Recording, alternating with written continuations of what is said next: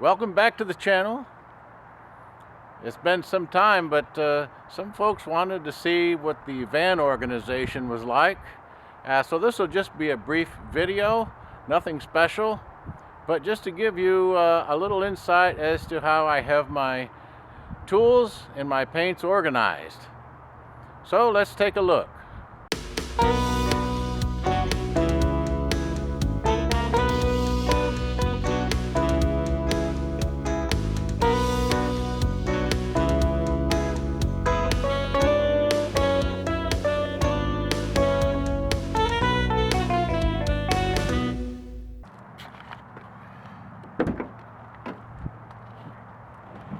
So, just getting into the van, let me show you what I have. Of course, I've just now detailed the van. You didn't think I was going to show it to you dirty, did you? So, because I've done a detail and a little bit of reorganization, everything is neat and in its place. Of course, it's not always like that. You know, if a rainstorm comes up while you're working and you're throwing everything in the van, it gets a little bit disheveled, doesn't it? The first thing you see is this vinyl, and I just dropped this vinyl down like that. That's brand new too, since we detailed it. That keeps my bumper clean. And then the trash can comes over here right underneath my paint guns, so that way when I strain my paint, the paint strainer goes right into the trash. So that keeps things rather clean, and if any spills, why, I've got my little diaper hanging down there and takes care of that. That thing gets pretty nasty after a little bit, so I'm going to show you the old one if I have that picture here. Alright. So then on the shelves I have my various velour colors by family. Blues, reds, light grays, dark grays, and tans. And then a box for my cloth velour repairs, some tools. And then up top I have an electrostatic applicator and a plastic stapler, and then various kits. One of them you've seen was my kit for the perforated leather. One is a sewing kit, and the other has some specialty tools like a drill, for example. And up front I have, and I'll show you another picture, I've got the batteries, and I charge the batteries with the smart charger here, and the inverter is all the way to the front, and then I have a power cord coming from that, and then I've just got a brand new 20-gallon upright compressor. And the beauty of that is that now I have enough air to last me all day on my typical shorter days. So I have all the electricity and all the air that I need for a full day's work when I head out in the morning. Here I have some storage.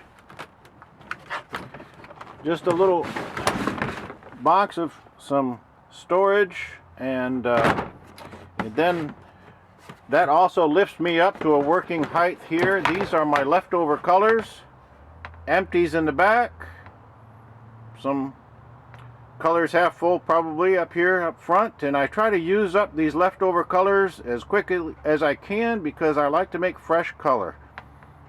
So for example, if I had a gray, I might combine all the leftover grays together and use them up on that job. That way next time I'll start fresh. So what I've done here, I've just taken a piece of plywood and drilled holes and spaced that up. That way there's room for these to stay stood up, and it kind of keeps them organized a little bit. And you never have any leftover, you don't have any throwaway liquids. All the paint gets recycled in here. There's never any liquid trash whatsoever. Everything is reused.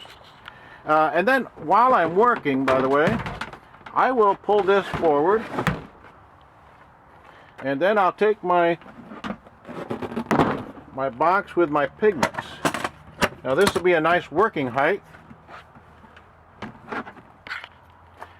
And so as you can see, that's up high where I can work on it. Now this always is the dirtiest part here, because while you're mixing paints, this is always going to be dirty. I clean it out every year. I have my pigments and my base here and all my additives.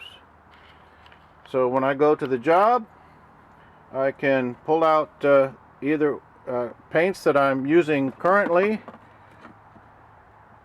For example, if I have a tan, I might use out of this tan all day and keep on adjusting it. Here's a gray.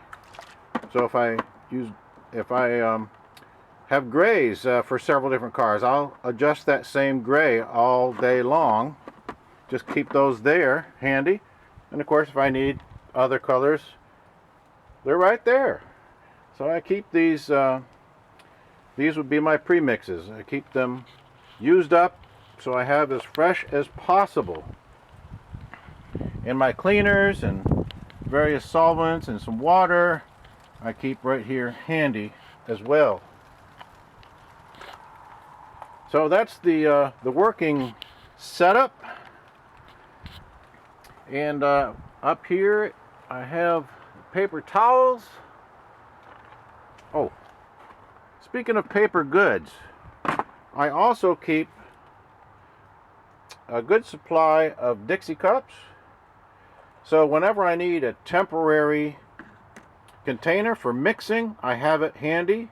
Whenever you need something for cleaning, it's always handy. I have the paint strainers here underneath, always handy. So having an abundance of paper goods will serve you well, because that means that you're going to be working efficiently. You're not going to be hunting for your cleanest dirty rag, and you're never going to be lacking for a container, ever. That really expedites the work, in my opinion. It also keeps things from being contaminated. I always, for example, have clean paper towels and just toss them away. Easy to do, like that. Now the other thing I have is some clean terry cloth towels, which I will use on the carpet steaming treatment, and also my drop cloths, of course, along with some masking. By the way, the masking tape is all in here, various sizes, and these little booties are actually what the bed sheets come wrapped in, and I use these to cover over top of the seat belt latches. So that's double duty on those. I also have a box of repair materials up here. My vinyl compounds and my fillers and my graining pads and all like that, all in one box that I can tote to the job site. Now around the other side I have some other boxes. Let me go around there.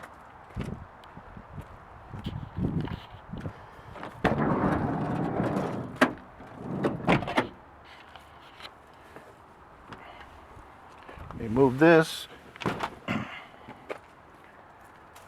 So as you can see, I can store some boxes here. I like to have a box for each process. Here I have one for windshield repair, and below that is one for headlights.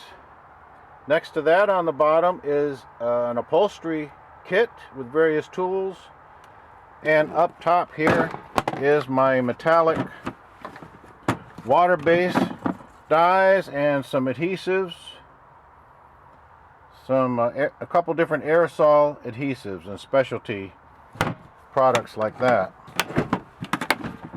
So you can see it's really pretty simple, and there's not a lot of inventory here. There's not really a lot to tote around. There is plenty of room here though. If I need another compressor, I have another small compressor which I can take along if I know I'm going to have a long day, and that compressor will power on with the inverter that's there, so I have constant resupply of air on a big day should I need it. So that's the simple setup. Not much to it. I get disorganized just as quickly as everybody else, but what I have found is helpful is to have a box for each thing. There's a place for everything. So if it does get a little bit messy, you can take a few minutes and stop, and when you pick something up, you know exactly where it belongs, and it gets organized in a jiffy. You can see how nicely my vinyl diaper covers the bumper, and then at the end of the day, or the end of the job,